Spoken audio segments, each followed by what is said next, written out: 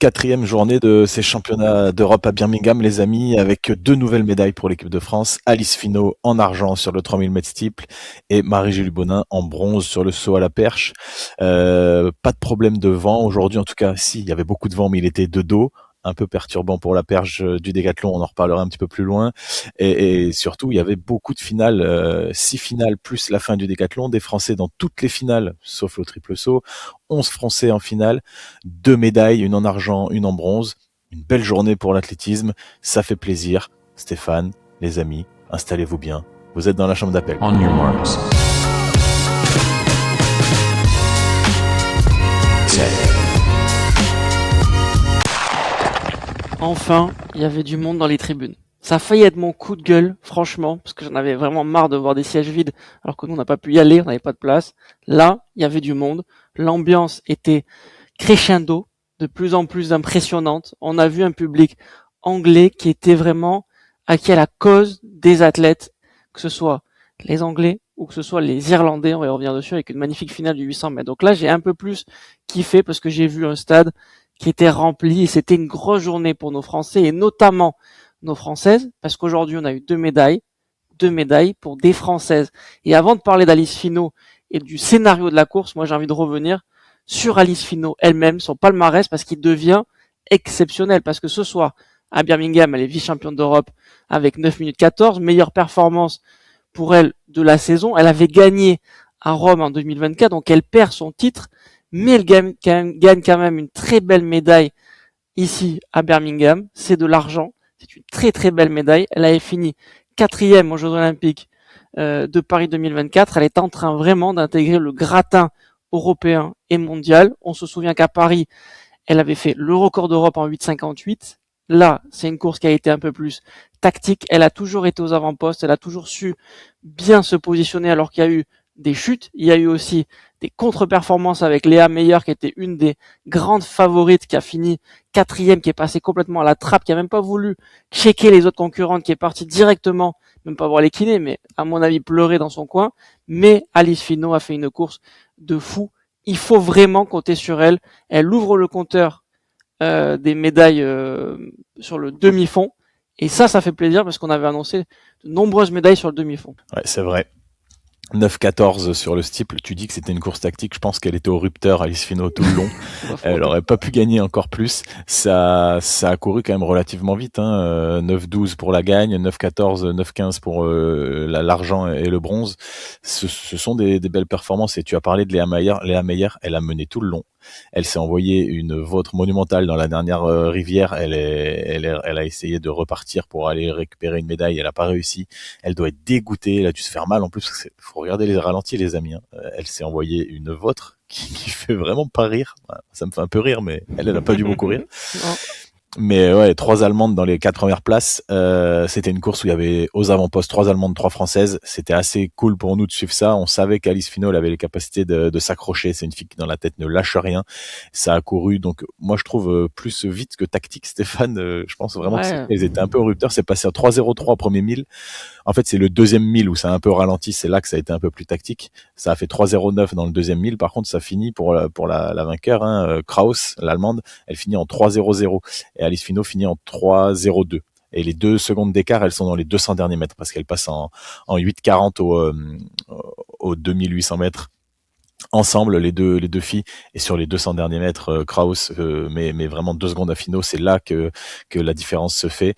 Ce qui était un point fort d'Alice Finot aujourd'hui, il lui a coûté la médaille d'or, mais je pense qu'elle a rencontré quelques pépins, qu'elle a eu du retard dans sa préparation, et que déjà de faire une course au train comme ça, d'être devant et de battre son season best de 12 ou 13 secondes, c'est déjà très très bien pour Alice Finot. C'est une belle médaille, et surtout, j'ai envie de te dire, Stéphane, elle rompt la malédiction des champions d'Europe de Rome, parce que donc elle avait fait championne d'Europe à Rome, là elle fait deuxième, mais les trois autres champions d'Europe à Rome, c'est Sirena Samba-Mayela qui n'est pas là, Gabriel Tual qui s'est fait sortir en demi-finale et Alexis Miele qui s'est fait sortir en qualif du steeple, on en parlera tout à l'heure. Les médailles d'argent je vais prendre un peu le temps de faire ça parce que c'est quelque chose qui est révélateur quand même. Les médailles d'argent à Rome, Oriana Lazrak-Klass, elle est pas là parce qu'elle est suspendue, Djilali Bedrani pas là parce que pas qualifiée, Louise Maraval, elle a pas refait de médaille, elle a fait finale, ok. Yann Schrub pas là parce que blessé, le 4x100 mètres femmes pas là, pas sélectionné. Et les médailles de bronze, Ilionis Guillaume, elle est passée à la trappe dès les qualifs. Agathe Guillemot, on espère qu'elle va être capable de confirmer sa médaille, un peu comme Alice Finot. Rose Loga passée à la trappe en qualif. Mackensen Gletti, on va en parler, mais voilà, il n'a pas refait podium. Thomas Gogua, peut-être qu'il pourra faire podium. Hélène Parisot, elle n'est pas là. Et Anaïs Bourgoin, on espère qu'elle va pouvoir jouer une médaille, mais c'est loin d'être gagné. Tout ça pour dire que sur les 16 médailles à Rome, il va pas y en avoir beaucoup qui vont confirmer 2 ans plus tard. Et ça, je trouve ça un petit peu triste, un petit peu décevant, un petit peu inquiétant même. Et Alice Finot, par contre, elle fait partie de ces athlètes qui ont été capables de gagner une médaille à Rome et de regagner une médaille aujourd'hui du côté de Birmingham. Elle est incroyable parce qu'elle est capable de s'accrocher vraiment aux meilleures allemandes sans avoir fait beaucoup de courses et d'être présente au bon moment quand il faut, avec une lucidité vraiment qui la caractérise beaucoup depuis des années. Quand j'ai dit qu'elle avait ouvert le compteur pour le demi-fond et le fond, c'était évidemment chez les femmes. On n'oublie pas Étienne Daguinos qui a ouvert le bal chez les hommes dès la première journée sur 5000 mètres hommes.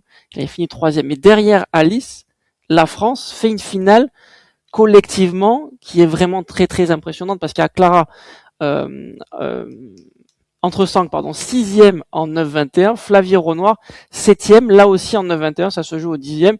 Donc 3 Françaises dans les 7 premières, on peut dire 3 Françaises finalistes. Clara, elle n'a que 21 ans, elle termine 6e d'une grande finale européenne senior avec franchement des cadors. C'est une vraie course de championnat, mais elle a été capable de s'accrocher dans le bon wagon parce qu'on a vu qu'à un moment donné, il restait plus que 8 ou 9 filles. À 21 ans, elle est en train de s'imposer comme une des meilleures révélations, à mon avis, du fond en ce moment en France. Et la question, à mon avis, qui va devenir aussi une question un peu passionnante, c'est est-ce que Clara va pouvoir, dans 4, 5, 6 ans, on pense notamment aux Jeux Olympiques de Brisbane,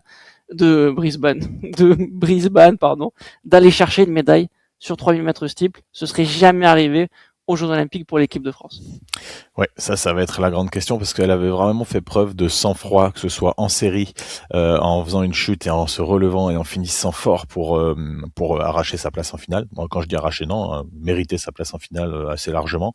Et aujourd'hui, sur une finale européenne, pour la première fois de sa carrière, elle était dans un grand championnat avec le maillot de l'équipe de France. Elle arrive avec le 6e temps désengagé. Elle finit 6e de la finale. Je pense que le contrat est plus que rempli pour Clara Entresangle, sur qui va vraiment falloir compter dans les semaines, dans les mois et dans les années, même peut-être même dans les décennies à venir, parce qu'elle est vraiment toute jeune et on va prendre plaisir à la suivre.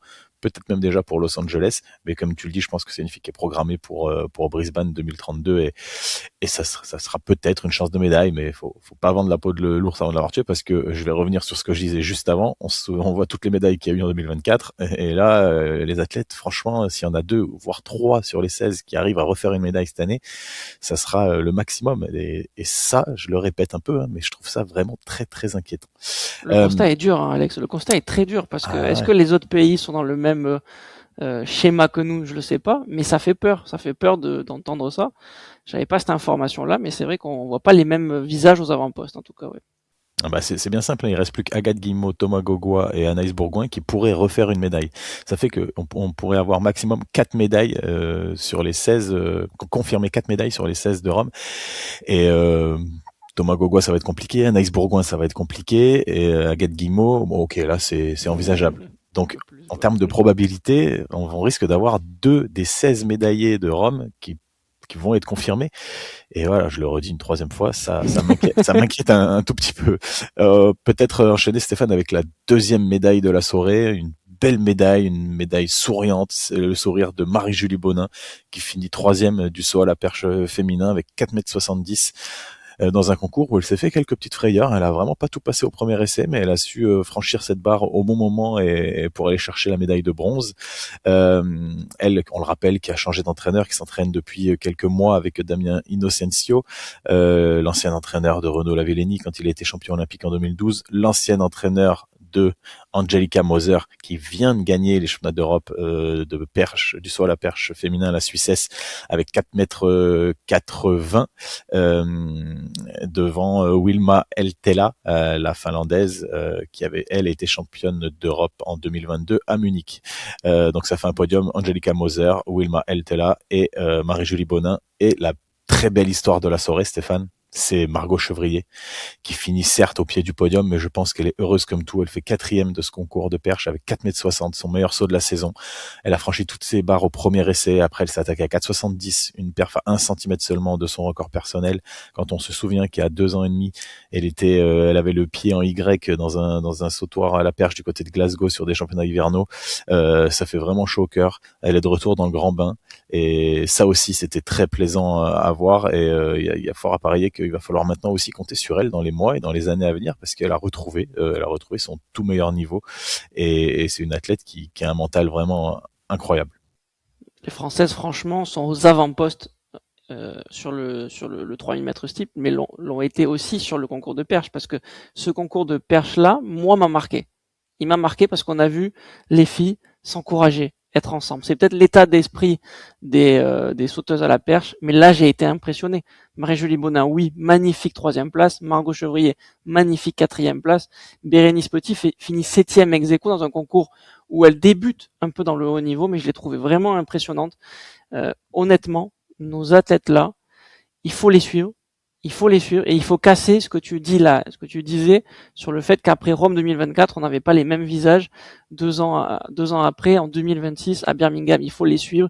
Il faut qu'il y ait un projet derrière ces perchistes là pour qu'elles soient bien encadrées. Je pense que c'est le cas, mais pour qu'elles soient bien suivies, que ce soit financièrement, que ce soit avec les sponsors, pour pas qu'elles se posent des questions, parce que j'imagine que Margot Chevrier, elle a pu perdre des sponsors malheureusement, et là je pense qu'elle va en regagner, et ça fait plaisir. Juste un mot sur Marie-Julie Bonin, c'est une médaille qui nous fait plaisir parce que toutes les médailles nous font plaisir en équipe de France, mais celle-là, elle a un goût un peu particulier parce que rappelez-vous, elle avait été championne du monde l'année dernière, un peu la surprise de la soirée, la surprise générale, et là le confirme son statut, elle est en train de s'imposer réellement comme une athlète européenne et un peu plus largement mondiale.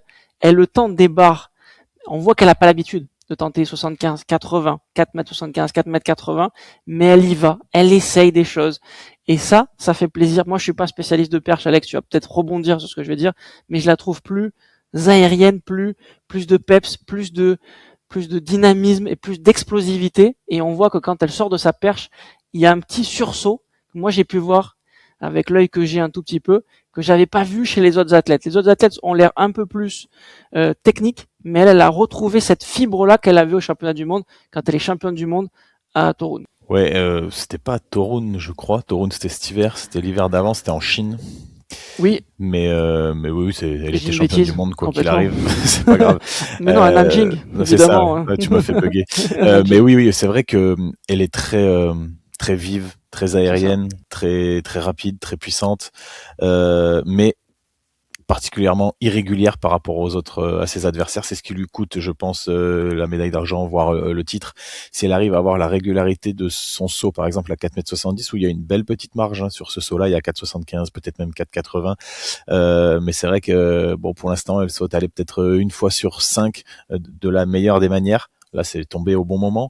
Il va falloir qu'elle arrive à trouver de la régularité là-dedans, mais en même temps, c'est tout nouveau. Hein. Ça fait quelques mois seulement que, comme je vous le disais tout à l'heure, qu'elle s'entraîne avec Damien Innocencio.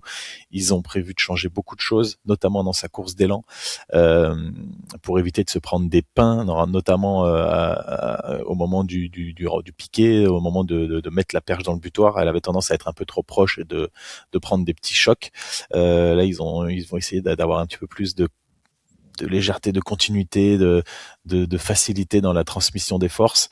Et c'est un travail qui risque de prendre du temps. Il y a un très bon article dans l'équipe qui est sorti aujourd'hui, là, que je me suis amusé à lire et que je vous invite à aller regarder parce que justement c'est très bien expliqué. C'est un article pour les spécialistes, pour les amoureux de l'athlétisme. Et je pense qu'elle est entre de bonnes mains. Marie-Julie Bonin. Non pas qu'elle n'était entre de mauvaises mains avant avec Damiel Dossevi, mais je pense qu'ils vont faire avec elle un travail complémentaire. Elle a appris des choses avec Damiel, elle va conforter d'autres choses avec Damien Inocencio. Je trouve que c'est un choix intéressant ce qu'elle a fait, Marie-Julie Bonin, et on a hâte déjà de la voir fin de saison, voire hiver et surtout été prochain, parce que dans un an, c'est sûr qu'elle aura trouvé de la régularité, de la vitesse, de la consistance, et que ça va s'envoyer vraiment, vraiment, vraiment en l'air.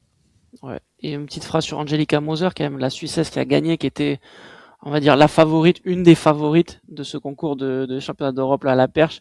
Elle est en train, petit à petit, d'avoir un gros palmarès. C'est la première fois en tout cas elle était championne d'Europe, pardon, un titre 2024, mais à l'extérieur, elle a fini cinquième, huitième des championnats du monde, que ce soit à Tokyo, à Budapest ou à Eugene. Elle a déjà eu des médailles indoor, mais là on sent qu'elle passe des caps. Et là, pareil, je m'y connais pas assez, mais franchement, j'ai vu des tentatives à 4,80 m, 4,85 m que j'ai trouvé assez impressionnant, et j'ai l'impression qu'elle va pouvoir se rapprocher peut-être des 5 mètres, parce qu'il nous manque forcément des filles à 5 mètres, et on se rappelle quand même que le record du monde, c'est 5,06, Isimbayeva, et ça date d'il y a au moins 15 ans. Ouais, ça c'est sûr que ça date pas d'hier, mais ça va venir petit à petit. Je pense qu'on a pas mal de filles là, qui vont être capables d'aller taquiner les 4,90 dans les années à venir, et après avec l'émulation, comme on peut le voir dans d'autres disciplines, ça va le faire, ça va revenir à 5 mètres, j'en suis assez persuadé. Stéphane, il y avait d'autres Français, d'autres Françaises en finale de plusieurs événements ce soir. Il n'y a pas eu d'autres médailles, mais sur le 200 mètres femmes par exemple, Jemima Joseph prend une belle 5e place. Moi, je pense que c'est son niveau. Elle est à sa place. Elle aurait pu finir 4e. Elle est à moins d'un dixième de la 4e place, mais le podium était trop loin. Il était à 34 centièmes, le podium. Elle fait 22,63. Et le podium se joue à 22,29. Le podium, c'est Dina Asher-Smith qui s'est fait coiffer sur le poteau par Adeleke, l'Irlandaise, qui vient signer un excellent 22,28 record national pour un retour de blessure. C'est assez impressionnant parce qu'elle arrivait avec une perf en 22,84, je crois, sur ce championnat, Adeleke, et elle finit en 22,28. C'est très très fort. Ça annonce un gros retour pour elle sur le 200 mètres, mais certainement sur le 400 mètres peut-être d'ici la fin de saison, ou en tout cas l'année prochaine, parce que voilà, c'est une athlète qui va valoir peut-être maintenant autour de 22,0 et qui va pouvoir aller taper du moins de 49. Elle a des qualités incroyables. Elle a été championne d'Europe du 100, championne du monde, je crois même du 100, non, championne d'Europe, c'était en 2021 à Tallinn, du 100 et du 200 mètres. Donc elle a une base de vitesse incroyable, elle le confirme ce soir, et en plus de ça, elle a déjà fait des chronos en 49, petit 49. Donc c'est une très très belle athlète. Et la grande vainqueur de la soirée sur le 200 mètres, c'est Amy Hunt, qui fait le doublé 100 200 chez elle à domicile avec classe, j'ai envie de dire, 22,19. Avec Stéphane, c'est une athlète dont on parle depuis l'année dernière, qui nous avait impressionné à Tokyo déjà en prenant la médaille d'argent, je crois, si je dis pas de bêtises, et qui l'a confirmé cet hiver. On l'a vu travailler le sprint court sur le 60 mètres, elle a progressé sur le 100 mètres, là elle fait championne d'Europe, elle fait des chronos sous les 11 secondes, ce qui est pas incroyable pour le niveau international, mais pour elle, dans son optique du 200 mètres, c'est très très bien. Là elle fait 22,19, mais moi je suis prêt à parier que d'ici la fin de saison, c'est une fille qui va passer sous les 22 secondes. Ouais, je pense aussi. Je pense qu'elle est en train d'être préparée pour les années futures avec Los Angeles 2028. Elle a été forte très jeune et elle continue à progresser. Elle a eu un petit moment un peu de stagnation, et là on voit que les temps sont très très bons parce qu'elle passe en 16,45 au 150, et ça veut dire qu'elle est capable, après ce 16,45, de tenir, alors qu'avant elle passait plutôt en 16,6, 16,7 et elle ne tenait pas. Elle fait 22,19, mais j'ai l'impression que les conditions n'étaient pas non plus exceptionnelles. On pourrait avoir un chrono en moins de 22. Je suis tout à fait d'accord avec toi. Ça va descendre pour Amy Hunt. Il y a très très peu d'athlètes qui ont fait le doublé 100, 200 au niveau européen. Il n'y en a pas tant que ça. Il y a Daphne Shippers, Dina Asher-Smith, et là il y a Amy Hunt. Il y en a eu d'autres, mais c'est rare ces doublés-là. Et quand on parle de Daphne Shippers ou Dina Asher-Smith, elles ont fait des podiums après dans un contexte international avec des championnats du monde ou des Jeux olympiques. Donc c'est plutôt rare. Et attention aussi au triplé avec le relais britannique du 4x100 qui devrait être très très bon, parce qu'on a des filles sur 100 et sur 200 qui sont capables de courir aux alentours de 11-10, 11-15, et ça ferait un triplé, et ça va devenir clairement une star. On voyait Katharina Johnson-Thompson, on voyait Liva Nielsen dans les arrêts de bus, là on va voir Amy Hunt maintenant, je pense. Ouais, c'est sûr que là les Britanniques sur le sprint court, que ce soit chez les garçons comme chez les filles, ils sont en train de tout rafler. Il Ouais. va y avoir la finale du 200 avec Zarnel Hughes qui pourrait l'emporter, même si c'est loin d'être gagné. Donc ouais, c'est sûr que les Britanniques là sur ces Europes, ils sont très très forts à domicile. Et il y a des Britanniques qui ont déçu ce soir quand même. Et c'est sur le 800 mètres, une course où il y avait un Français, 800 mètres masculin, Corentin Leclésio, qui est complètement passé à côté de sa finale. Il finit septième et dernier de la finale parce que il y a un Britannique justement qui ne s'est pas présenté. Max Burgin, un des favoris en plus. Je sais pas ce qui lui est arrivé. C'est pas la première fois qu'il ne se présente pas à des finales, à des courses qui ont de l'enjeu. J'ai l'impression qu'il est un petit peu fragile mentalement. Alors ces mots, ils sont peut-être un peu durs, mais c'est quand on regarde un petit peu les stats, c'est pas la première fois qu'il ne se présente pas sur des finales, sur des courses qui comptent. Donc c'est dommage pour lui. En tout cas, les absents ont toujours tort. Corentin Leclésio passe à côté de sa finale, mais fait quand même septième européen, alors qu'il n'était pas prévu. Franchement, en finale, il n'était pas prévu à telle fête. Donc c'est une bonne chose pour le Français. Ça doit être aussi dur d'exploser son record en demi-finale et d'enchaîner le lendemain avec une finale de très haut niveau. Je pense qu'il a dû laisser beaucoup de plumes sur sa demi-finale. Il faut espérer que Clara Lieberman, qui a explosé son record aussi, qui a battu son record en demi-finale chez les filles, aujourd'hui ne subisse pas le même sort demain en finale du 800 mètres. Mais en tout cas, cette course, Stéphane, comme prévu, j'ai envie de dire, c'est Mark English qui la gagne. Il a ultra dominé les séries, les demi, la finale. Je pense que sa cote, elle devait être à 1,01. Et voilà, une course tactique, hein, une 45-26. Dans tous les schémas de course, il aurait gagné, j'ai l'impression. C'était écrit d'avance. Moi, je pense que cette course-là, pour moi, personnellement, elle reste là pour le moment une de mes plus belles émotions de Birmingham. J'ai pas vécu un autre moment aussi fort, peut-être avec Étienne Daguinos, c'est vrai, mais aussi non. Mark English, c'est un athlète que j'apprécie énormément, qui a 33 ans, qui est en train d'éclore au plus haut niveau maintenant. Et ce que je trouve très impressionnant, c'est qu'il a été fort très jeune. Il a été fort très jeune, 5e mondial junior en 2012. Et après, ça a été compliqué. Il a eu quelques petits podiums, ok, mais très très peu, surtout sur des championnats nationaux. Il a eu beaucoup de blessures. Il a eu des critiques là-bas en Irlande. Il a eu des études parce que maintenant il est médecin. Il a eu beaucoup de problèmes aussi physiques, des problèmes au dos, des problèmes de fracture de fracture de pied. Et franchement, il a été exceptionnel. Pour moi, là, il sort une course de fou. Je sais pas, il est attachant. Il est attachant, ça faisait 96 ans, je crois qu'il n'y avait pas une médaille pour l'Irlande sur 800 mètres hommes. Et il avait dit en interview déjà en 2019 que le seul problème qu'il avait, c'était qu'il était trop fragile et qu'il fallait qu'il trouve un moyen pour ne pas gâcher et continuer à gâcher son potentiel parce qu'il voulait être investi, mais il n'y arrivait pas. Et petit à petit, il s'est rendu compte qu'il fallait peut-être en faire moins, faire plus de vitesse. Et il a changé complètement sa méthode avec un nouvel entraîneur, je sais plus le nom de l'entraîneur. Il a changé ses qualités, il a changé son physique. Et là, franchement, je le trouve impressionnant. C'est pas le plus gros palmarès qui existe, parce qu'il avait été 3e à Munich, au championnat d'Europe en 2022 et 3e en 2014 par contre à Zurich. Et ça m'impressionne. Ça veut dire que 12 ans après, il est capable d'être champion d'Europe devant les petits jeunes qui eux ont un finish de fou. Mais là, il marque le respect et l'émotion a été forte pour les Irlandais, je pense. Justin Rinaldi, l'entraîneur de Mark English, et c'est l'ancien entraîneur de Peter Ball, l'Australien, qui a été finaliste olympique et finaliste mondial. Ouais, c'était vraiment une finale intéressante, ce 800 mètres, avec franchement le deuxième, c'est un peu une surprise pour moi, Marino Bludek, le Croate.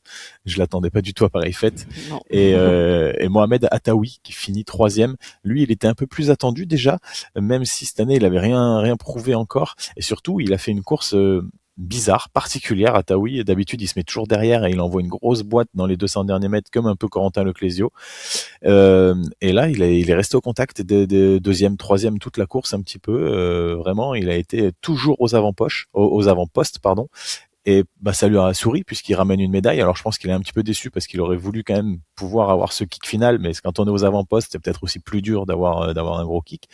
Donc voilà, un podium assez sympa. Mark English normal, on a envie de dire. Marino Bludek la surprise et Mohamed Attaoui l'autre surprise dans la façon dont il a couru sa course. Donc c'était une course assez cool à regarder. Dommage que notre Français n'ait pas fait une belle remontada comme il aurait pu en être capable. Et c'est vrai que Mark English dans le dernier 100 mètres, il a couru 12-4. contre, par exemple, 12-7 pour Ataoui, qui est connu pour être un gros finisseur. Donc, Mark English aussi. Là, il a fait preuve d'un gros finish. Mais Mark English a battu le record des championnats en demi-finale avec une 43-49 dans une course où il a mené quasiment tout. Et là, il est capable de sortir un peu du buisson et d'y aller les 100 derniers mètres. Et ça veut dire que c'est très très fort. Il y a eu 3 records des championnats qui ont été battus. Il y a eu Mark English, pas aujourd'hui, mais sur ces championnats d'Europe. Il y a eu la Norvège avec les 4x4 mixtes. Et il y a maintenant Christian Setch, qu'on voyait peut-être pas à ce niveau-là au lancer de disque homme, qui a fait, je vous le dis de suite, 72,51 m, record de plus de 2,73 m explosé sur le record des championnats. Il fait une perf qu'on n'attendait pas forcément, parce qu'on parle beaucoup des conditions à Ramona, vous savez, sur un petit, même pas un stade, sur une aire de lancer où la prise du vent est forcément exceptionnelle. Là, il y avait du vent. Un champ de patates. Mais on se disait pas qu'à Birmingham, dans un stade qui était un peu moins fermé, qu'un grand stade, mais quand même fermé, qu'on pouvait assister à un 72 mètres qui est passé quasiment inaperçu. Ouais, c'est vraiment dommage. Franchement, c'est vraiment dommage parce que c'est le nouveau record des championnats d'Europe. Il éclate Mikolas Alekna qui a le record du monde du lancer de disque. Il avait fait 69,78 m à Munich en 2022. Et là, Christian Setch fait 72,51 m. Ouais, c'est incroyable. Mikolas Alekna fait 69,89 m et prend la deuxième place. Henrik Janssen, l'Allemand, fait 69,53 m et prend la troisième place. C'est le podium le plus haut perché de tous les temps pour des Europes au lancer de disque. Jamais on ne n'avait pas gagné avec 69,89 m. C'est-à-dire que Mikolas Alekna, avec sa perf, d'habitude, dans tous les autres championnats d'Europe, il aurait gagné. Et jamais il y avait eu une victoire à plus de 70 mètres, du coup.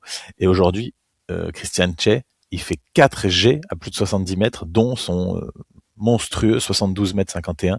C'est assez incroyable. Alors, il faut relativiser parce que on a beaucoup parlé de Ramona, les conditions de vent incroyables, on est dans un champ de patates, il y a le vent qui est parfait pour les lanceurs de disques, très bien.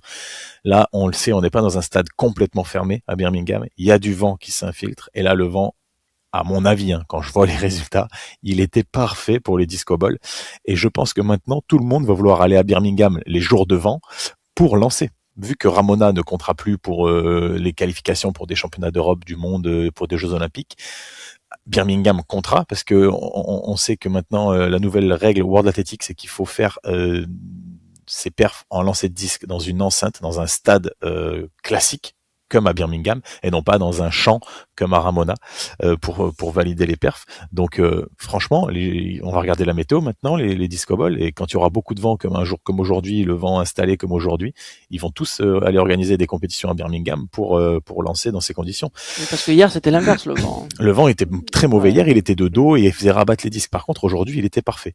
Et quand même dans ce concours il y avait notre Français Lolason Joan qui finit 11e avec 62,28 m.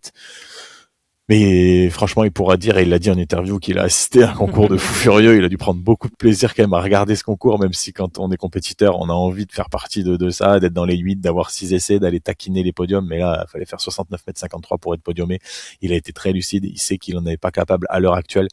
Et c'est dommage qu'il n'ait pas, lui, quand même pu profiter un petit peu des très bonnes conditions de vent pour aller taper un petit 66, 67 mètres, ce dont il est largement capable.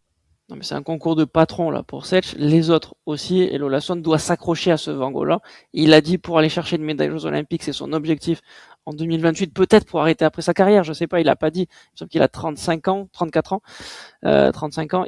Voilà, peut-être que ce sera aussi le moment peut-être de tourner la page. J'espère pas, et j'espère que pour l'athlétisme français, il va tenir, mais pour aller chercher une place, tous ces garçons-là, ils y seront, c'est sûr. Et il y en aura des nouveaux aussi. Il va falloir aller chercher 70 mètres, certainement à Los Angeles pour aller faire une médaille. En tout cas, ce record des championnats pulvérisé, mais vraiment pulvérisé, c'est bien mieux qu'un simple titre européen. Ça a été un concours exceptionnel de Setch et j'ai déjà envie de le revoir et ça redynamise le lancer de disque. Ouais, c'est sûr qu'on va continuer de regarder le disque parce que ce soit chez les filles comme chez les garçons, au niveau international, c'est quand même très très sympa. Les amis, un gros morceau qui nous attend, le décathlon. On a suivi ça sur les 2 derniers jours. Stéphane a annoncé Niklas Kohl, moi j'ai annoncé Leon Bauer. J'avoue qu'il m'a fait trembler, mais quand même, Leon Bauer avait beaucoup de marge. En fait, même si là, il gagne qu'avec 38 points d'avance, il partait avec une vraie grosse marge, car il a beaucoup plus de talent, beaucoup plus de points forts que Niklas Kohl, mais on a assisté à un décathlon très très sympa, même si les perfs n'ont pas été folles. Hein. Léo Neugbauer gagne avec 8611 points devant Niklas Cole 8573 points. Et le troisième, c'est Sander Schottheim qui, sans faire aucune perf, vraiment qui sort du lot, à part peut-être son 7,80 au saut en longueur, qui est vraiment pas mal. Il fait 8433 points et il prend la troisième place de ces championnats d'Europe, devant le très surprenant hollandais Jeff Tesselaar, qui finalement finira seulement quatrième, mais qui sera le seul de tous les garçons engagés à battre son record personnel. Et dans ces conditions-là, c'est très beau. Ça veut dire que c'est un mec sur qui va falloir compter. Quand on est le seul à battre son record dans un décathlon, c'est qu'il n'y a pas eu de bonnes conditions déjà, parce que tous les autres, sinon, ils auraient fait des season best, des records perso. Là, vraiment, les conditions, elles ont été exécrables sur beaucoup d'épreuves. Les haies, ce matin, il y avait -1, -2, -3 devant. C'était vraiment pas foufou. Et lui, il va falloir vraiment qu'on compte sur lui dans les années à venir. J'espère qu'il sera à Talence en mois de septembre pour aller fructifier sa saison, parce que là, il est vraiment dans une très grande forme. Côté français, Mackenson Gletti finit à une modeste, on va dire, 6e place avec 8270 points. C'est un peu frustrant pour Mac qui a raté quelques épreuves, notamment le lancer de disque et le saut à la perche aujourd'hui. Alors, le saut à la perche, on a eu affaire, Stéphane, à un concours rocambolesque. Depuis que je fais de l'athlétisme et que je suis l'athlétisme, ça fait une vingtaine d'années, j'ai jamais vu ça. J'ai jamais vu un concours aussi mal dirigé par les juges. Là, vraiment. À ce niveau-là, tu parles. Hein. Ouais, à ce niveau-là, bien sûr. Les championnats d'Europe, parce que à Montpellier, on a déjà vu ça sur des départementaux. C'est vrai. Mais non, là, il y a eu beaucoup d'erreurs qui ont été commises par les juges, notamment qui ont impacté Mackenson Gletti et Léo Neugbauer, avec, par exemple, franchement, moi, ce qui me choque le plus sur ce concours, c'est que tous les athlètes avaient fini avec la barre à 4,70 m. On devait passer la barre à 4,80 m. Et les juges ont oublié de monter la barre à 4,80 m. Ou alors, ils ont retoisé à 4,70 en pensant toiser à 4,80 m. Donc, il y a des athlètes comme l'Allemand Amadeus Graber ou comme le Français Anton Ferranti qui ont passé une barre, pensant qu'il y avait 4,80 m. Et en fait, après, les juges se sont rendus compte, ah ben non, finalement, il y a 4,70 m. Donc, on annule toutes les tentatives qui viennent d'avoir lieu. Donc, il y avait des athlètes qui avaient échoué. Tant mieux pour eux, ça leur fait une chance de réussir. Mais un athlète comme Graber ou comme Ferranti, ils avaient franchi cette barre, en plus assez largement les deux. Et ils ont dû retenter. En fait, ça leur a mis un saut en plus dans l'escarcelle à cause des juges. Donc ça, c'est une première grosse erreur. Ils ont oublié de faire sauter Neugbauer aussi à un moment donné dans la rotation. Et surtout, à Mackenson et à Neugbauer, ils ont oublié de mettre les poteaux à la distance qui était demandée. C'est-à-dire que ils avaient demandé la profondeur de leurs poteaux à 80. Ils ont laissé les poteaux à 60 pour Mackenson et pour Neugbauer. Et ils ont échoué à leur essai. Ça veut dire que Mackenson, avec toutes ses péripéties, sur un saut à 4,80 m, il a fait 5 tentatives. La première tentative, qui était à 4,70 m, il l'avait échoué. Finalement, ils lui ont redonné un saut parce que la barre était pas à 4,80 m. Les 3 tentatives qu'il a échouées, plus après, ils lui ont redonné un saut parce que justement, ils s'étaient trompés dans les poteaux sur la profondeur entre 60 et 80 cm. 5 fois, il a échoué. Donc, c'est un peu dur quand même aussi. Et par Neugbauer, même chose. Il a eu un saut supplémentaire et lui, il a été en mesure de profiter de cet avantage pour passer 4,80 puis 4,90. Mais c'était un concours rocambolesque. Et je crois que le podium et le top 8, les finalistes, se sont fait un peu sur ça, sur ce concours de perche. J'ai eu l'impression, en tout cas, qu'il y a eu une certaine attente. La pression était telle pour tous les athlètes qu'il fallait pas que ça se passe comme ça. Donc il y a eu ça, et pour moi le podium c'est aussi joué peut-être un peu plus même qu'à la perche, c'est sur la course de haie. On a de nouveau eu vent de face, alors que en fin de journée il y a eu vent de dos, notamment sur le 200 mètres femmes et sur certaines épreuves du 200 mètres hommes, les demi-finales. Mais là l'épreuve de haie a tout fait basculer, parce que Niklas Cole, que je voyais remonter, a fait que 14,73 alors qu'il est censé être aux alentours de 14 vents, moins 1,7. Par contre, celui qui gagne tout le monde sur 110 mètres, c'est Mackenson Gletti en 14,18, moins 1,7 de vent, ce qui est un très bon temps pour lui. Il marque 951 points à la table hongroise, ça c'est costaud, mais derrière les temps sont très mauvais. Schottheim qui fait 14,50, Antoine Ferranti qui est le plus proche lui de son record, quasiment, avec 14,72, avec moins 2,2 de vent, et la grosse surprise pour moi c'est Neugbauer qui a fait quasiment 15 secondes alors qu'il gagne les championnats d'Europe. C'est quasiment du jamais vu, moins 1,9 de vent. Donc je pense que cette épreuve de haie a tout fait basculer sur le podium. Si un Niklas Kohl, avec des si on refait tout, mais si Niklas Kohl avait fait juste 14,50, c'était fini, c'était terminé. Il était sûr de gagner ou presque. Donc je pense que cette épreuve de haie a beaucoup compté. Moi, personnellement, je me suis régalé ce décathlon parce qu'il y avait une histoire. Il y avait quelque chose qui s'est passé, très bien raconté par Kevin, il faut le dire. Et franchement, je me suis régalé du début jusqu'à la fin. On a pu suivre toutes les épreuves, on a pu suivre notamment le concours de disques en décalé, il me semble, la perche, je sais plus, qui a recommencé un peu plus tôt. Et ça, c'était bien organisé, c'était en direct sur France Télé, et ça, il faut le souligner, parce que franchement, on a pu suivre un décathlon qui, moi, m'a fait plaisir. Ouais, c'était sympa. Ce qu'il faut noter aussi quand même, c'est que la gagne de ce décathlon, 8611 points, se joue au niveau du podium de Rome. Il y a 2 ans, c'était 8606 Avec points pour Mackensen, ouais. qui avait fini en bronze avec 8006. Et là, ça aurait permis de presque gagner sur ce championnat d'Europe. C'est dire qu'à Birmingham, les conditions sont exécrables et que par contre à Rome, c'était le plus haut décathlon de tous les temps au niveau européen, avec la médaille à 8006. Et tout était optimisé. On se souvient de la piste en tumbling sur le saut en longueur qui avait permis aux athlètes de faire des perfs incroyables. Tout l'inverse. En fait, Birmingham et Rome, c'était le jour et la nuit. À Rome, il y avait une ambiance de fou furieux. Il y avait les conditions qui étaient optimales. Il faisait très chaud, il faisait très bon. Tout était réglé. Moi, j'y étais en plus. Tout était très bien. C'était parfait. Là, on a vu des couacs de partout sur ce décathlon et sur cette organisation des championnats d'Europe. Là, franchement, moi, je suis un peu déçu, vraiment. J'ai l'impression. Pour moi, c'est les pires championnats d'Europe que j'ai jamais vu depuis que je les regarde, pas sur le décathlon, hein, sur l'organisation en général. Et quand on est 2 jours sur le stade, forcément les performances en pâtissent au final, parce qu'à un moment donné ou un autre, le concours de perche, il a fait perdre de l'énergie, du temps, il a fait perdre des points à beaucoup de décathloniens. Donc Et il manque du show aussi, hein, on va pas se mentir. un peu frustré, un peu frustré de tout ça, mais bon, c'était un beau duel en tout cas à la fin entre Knockbauer et Niklas Kohl, avec seulement 38 points d'écart entre les deux, donc ça a amené un peu de suspense. Stéphane, le gros morceau du jour aussi, c'était pas une finale, mais c'était les demi-finales du Presque. 800 mètres féminin. C'est une course qu'on attend, et là on a failli être privé d'une des contenders, même la favorite de ce championnat. Alors il s'est passé quelque chose d'assez fou. Là aussi, c'était rocambolesque. Audrey Véro, la Suissesse, grande favorite de ces championnats d'Europe, elle est tombée pendant sa course. Elle est tombée. On a l'impression qu'elle est tombée toute seule. Ça, c'est ce qu'on a vu en direct. En tout cas, on a eu l'impression qu'elle est tombée vraiment toute seule. Elle se fait un croc en jambe, boum, elle fait un gros plat-ventre, elle se relève, elle finit la course. D'ailleurs, je pense qu'elle a la lucidité de finir la course parce que si elle ne finit pas la course, elle ne peut pas être repêchée. Il y a une condition qui est sine qua non, c'est il faut finir la course pour être repêché. Donc elle se relève, elle finit la course. Je pense que à ce moment-là, elle se dit, on sait jamais si je me fais repêcher.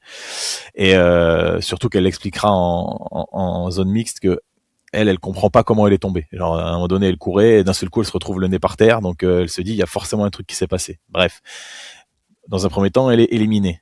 Finalement, il y a des images, tout se passe, il y a des repêchages et il s'avère que a priori son pied, sa jambe arrière droite sur sa grande jambe arrière droite, parce qu'elle est immense cette Audrey Véro, sur son gros cycle arrière, dans sa foulée en cycle arrière, vient toucher la main de Anaïs Bourgoin, complètement involontairement de la part d'Anaïs qui ne mérite aucune disqualification, hein, il y a aucun souci là-dessus. Donc les juges ont estimé que c'était pas simplement un fait de course, mais que c'était une gêne. Et c'est pour ça qu'ils ont requalifié Audrey Véro. Donc, on a eu peur de ne pas avoir Audrey Véro en finale, mais en même temps, ça ouvrait la place à une médaille potentiellement pour Anaïs Bourgoin. Mais au final, on est quand même assez content d'avoir la meilleure finale possible avec toutes les meilleures athlètes européennes. Même si, Stéphane, on aurait voulu avoir Renelle Lamotte, mais Renelle Lamotte, elle a été, je pense aussi, un peu impactée par cette chute, parce qu'elle était dans cette course, et si Renelle Lamotte, elle est un petit peu fourbe, elle se laisse tomber, ou elle arrête de courir, elle porte réclamation, et je pense qu'elle aurait pu se faire repêcher également, mais elle a été trop honnête à mon avis. La Lituanie a porté réclamation et a eu gain de code sur Gabija Galvidit, qui elle est tombée aussi à cause de la chute d'Audrey Véro, et en fait Renelle, elle est emportée dans le truc et elle fait une course de haie, un saut de haie, un obstacle à passer pour après partir au 3e, 4e couloir. Il faut bien se rendre compte qu'on était au 110, 120 mètres, donc il y a encore du virage, pour après repartir. Évidemment, ça casse les jambes à ce niveau-là. Ça pardonne pas. Elle finit 5e de la demi-finale, évidemment, ultra frustrée, ultra déçue. Une 59-88, ce qui est bien plus lent que la série qui avait couru vraiment vite. c'est vraiment dommage quand on sait que je pense qu'il y avait de la place pour passer, peut-être pas dans les trois premières, je crois que c'était oui, dans les trois premières sur la qualif directe, mais sur les chronos parce que c'est Clara Lieberman et ça c'est la bonne nouvelle qui passe la dernière en petit cul, une 58-19, record personnel encore une fois en demi-finale à des championnats d'Europe, ça fait plaisir, on aura deux Françaises en finale, mais c'est vrai qu'on aurait pu en avoir trois et ça aurait été historique, ce serait du jamais vu et ça aurait été exceptionnel. Juste pour revenir sur la course et presque pour pronostiquer ce qui va se passer sur la finale, je pense sincèrement que Audrey Véro, Kelly Hutchinson et Funky Ball ne vont pas faire la même erreur de se dire attention, là Audrey Véro a chuté, on va faire gaffe et on va partir. Là, je pense qu'elles vont un tout petit peu s'entendre, même si ça se fait pas entre les pays et que ça va pas se faire comme ça. Mais je pense qu'il y aura une course un peu d'équipe, excusez-moi l'expression, et qu'Audrey Véro va prendre les commandes devant et va y aller beaucoup plus fort pour que sa foulée puisse se déployer parce qu'on a deux grandes foulées, Audrey Véro, Funky Ball, et on a Kelly Hutchinson qui, elle, peut passer partout. Ça va être une finale qui est exceptionnelle. Ça va être la finale, à mon avis, de ces championnats. C'est la finale la plus attendue. Et ce qui est fou, c'est que les réactions sur les réseaux sociaux, c'était pas de dire mince, Audrey Véro, elle est tombée. C'était de dire waouh, on va peut-être pas assister à la finale la plus relevée de tous les temps. Ouais, en tout cas, elles seront toutes là. Il y aura Anaïs Bourgoin en Challengers et Hodgkinson, Ball, Véro, Clara Lieberman qui va essayer de battre son record pour la 3e fois d'affilée. Ça risque d'être assez compliqué, mais écoutez, on a hâte de voir cette finale. Ça risque d'être la finale du siècle, j'ai envie de dire. J'ai envie de m'emballer, ça va être la finale du siècle sur le 800 mètres. Et je suis d'accord avec toi, Stéphane. Je pense pas, par contre, à une course d'équipe. Je pense que Véro, elle va retenir la leçon. Elle va passer en 55-2 au 400 avec Kelly Hutchinson et Femke Bol sur le porte-bagages. Elle va en remettre une au 300, en remettre une au 200, en remettre une au 100 mètres. Et elle va gagner. Elle va se dire, ouf, c'est bon. Maintenant, c'est bon. Kili va faire 2 et Femke Bol va faire 3. Oh là là, je m'emballe un peu, j'annonce. Mais... je pense que c'est possible en plus. Et Femke Bol va gagner, mais oui. Allez, en dehors de ces demi-finales, il y avait d'autres courses où il y avait des Français qui visaient des qualifs pour des finales, notamment le 3000 mètres steeple masculin où il y avait 4 garçons qui étaient en lice puisque le tenant du titre, Alexis Miele, était là. Et justement, les 3 autres garçons sont passés. Fourmont, facile, mais peut-être blessé. Va falloir faire gaffe parce que Fourmont, il s'est plaint d'une douleur au pied après la course. Nicolas-Marie Daru passait aussi très facilement. Et Pierre Boudy, tranquille également. Pour sa première sélection A, c'est très très bien. Par contre, Alexis Miele, panne d'essence totale dans le dernier tour. Il l'a dit, hein. Dès le début de la course, il sentait qu'il avait pas de jambes, il était pas en canne, et donc on le verra pas en finale. Par contre, en finale, comme chez les femmes sur le 3000 mètres steeple, il y aura 3 garçons, et ça peut jouer là aussi une médaille, même si le niveau est quand même très relevé avec les 2 Allemands qui risquent d'ultra dominer cette course. D'autres qualifs le sont en hauteur, avec Solène Giquel, notamment la française, qui a réussi à se qualifier. Elles sont 15 qualifiées en finale du 100 hauteur, parce que 15 filles ont franchi la barre de qualif à 1m91. Ça va être long. Ça va être long, et c'est relativement rare pour le noter quand même. Je crois que l'année dernière à Tokyo, sur des mondiaux, c'était passé à 1,88 pour la finale. C'est dire le niveau européen cette année. Et on a Solène Giquel dans cet emballage. Et ça fait plaisir. Toutes les favorites seront dans la finale, notamment Mauchik, Morgan Lake, pardon, la Britannique à domicile. Ça va être une finale assez sympa. En plus, on aura une Française, donc ça c'est cool. Et du côté des mauvaises nouvelles, 400 mètres féminin, Isabelle Black qui fait une course très très très honorable à 25 centièmes de son record personnel, 50-72. Elle est à son niveau, elle est à sa place. Il aurait fallu un exploit, il aurait fallu qu'elle batte son record de un peu plus d'un dixième, de 15 centièmes pour passer en finale.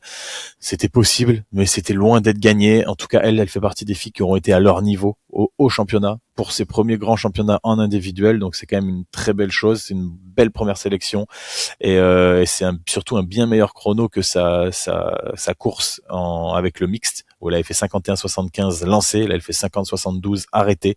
Donc ça prouve bien que sur le mixte, elle avait senti que c'était peine perdue, elle avait pas voulu se griller trop d'énergie, elle avait laissé filer certainement. Même si c'est pas cool, franchement, je la comprends totalement. Et maintenant, elle va pouvoir se focaliser à fond sur le relais 4x4 féminin. C'est ce qu'elle a dit. Et on lui souhaite le meilleur pour la suite parce que vraiment, c'est la révélation de cette année côté équipe de France, à mon avis. Et chez les garçons, javelot masculin. On est obligé d'en parler un petit peu. Ça fait un peu mal, mais Félix Evaï à Soseria, le français qui fait 70 mètres 95 et qui finit dernier des qualifs. Grosse contre-performance pour lui, qui avait fait 78 mètres cette année et qui l'a admis en zone mixte après. Il a complètement subi la pression, donc il va falloir qu'il apprenne sur ce bel échec. Et après, du coup, côté favori, Julian Weber, le grand favori, se qualifie dès son premier jet assez facilement. Et la qualif, ça passe à 78 mètres 88 au javelot au niveau européen. Quand on sait que Niklas Cole, le décathlonien, est un record à 79 mètres 05, ça veut dire qu'il pourrait être finaliste au javelot, même si aujourd'hui il n'a fait que 74 mètres ou 73 mètres, je crois, pendant le décathlon, donc un peu moins bien, mais voilà, c'était la petite anecdote. C'était une grosse journée encore pour les Français avec ces 2 médailles côté française. Et pour la petite anecdote, là on est à égalité femmes-hommes sur le nombre de médailles avec 3 médailles de bronze, 3 médailles d'argent. C'est rarement arrivé que les femmes aient plus de médailles que chez les hommes, mais je pense que ça peut être possible. C'est arrivé à Rome et c'est arrivé à Athènes en 1986 ou 82, je sais plus exactement. C'est très très rare, donc c'est pour vous dire un peu la densité aussi côté français par rapport aux garçons. Demain, le programme il s'annonce aussi fou parce qu'on a la star qui rentre, la star Armand Duplantis qui rentre dans ces championnats d'Europe. Sur le concours de qualification du saut à la perche, ce sera le matin à 11h50. On a les épreuves combinées aussi qui continuent chez les femmes avec l'heptathlon. On a le 4x4 hommes le matin, la qualification qui va être très importante chez les hommes, le 4x4 hommes avec, j'espère, direct la grosse équipe parce que la course va être relevée parce qu'on a la France, on a l'Irlande, on a la Grande-Bretagne, on a l'Espagne et les Pays-Bas dans la même course. Il va pas falloir se louper pour passer en finale. Ce sera le même principe aussi chez les filles. Et il y a aussi des finales, le 10 000 mètres femmes avec Nadia Batokleti qui va essayer de tenter le doublé 5 000, 10 000. La finale de la hauteur homme qui s'annonce pas exceptionnelle, mais ça risque de valoir un tout petit peu de regarder ça parce que le duel ou le truel, le truel va être assez fou. Il y a la finale du disque femme, malheureusement, sans Mélina. Si, avec Mélina. Si, avec Mélina. Avec Mélina, mais évidemment, avec Mélina. Septième des qualifs, attends. Pardon. La finale du 400 mètres hommes et la finale du 200 mètres hommes et la grande finale, évidemment, du 800 femmes. Et juste un dernier point sur la table des médailles, parce que ça, c'est important. La France ne remonte toujours pas parce qu'on n'a pas de médaille d'or. C'est toujours la Grande-Bretagne, l'Italie, l'Allemagne, et après les Pays-Bas, Suisse et la Norvège qui descend un tout petit peu, mais qui sont en haut du classement. On est 13e, on descend, mais à la placing table, on remonte, on est 3e, on passe devant l'Italie. Ça, c'est la bonne nouvelle. Grande-Bretagne assez largement devant, et après, ça se joue entre l'Allemagne, la France, l'Italie et les Pays-Bas. Voilà. Ouais, les amis, on va continuer sur la même lancée que ce qu'on fait depuis le début de la semaine. On va vous quitter, là. Vous, normalement, vous nous écoutez au moment du petit déjeuner, donc réveillez-vous bien, mangez bien, hydratez-vous bien, mettez bien de la crème solaire parce qu'il fait très chaud en ce moment. Et puis on se retrouve pour débriefer la 5e journée de ces championnats d'Europe d'athlétisme à Birmingham. Ciao, ciao. À demain.